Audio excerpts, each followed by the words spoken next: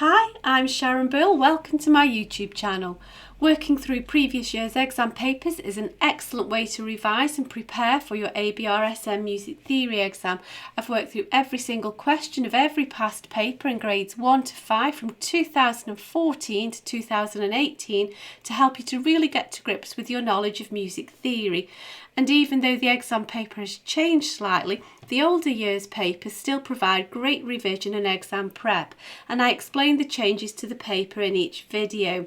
In this short video, you'll find links in the cards and in the description box to all 3 videos to work through each question of Grade 1 Paper C from the 2016 past exam paper.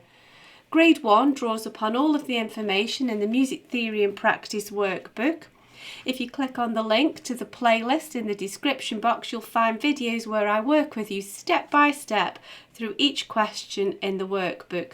As an additional help, if you go to my website, you can download some free PDF information sheets to accompany each step in this series.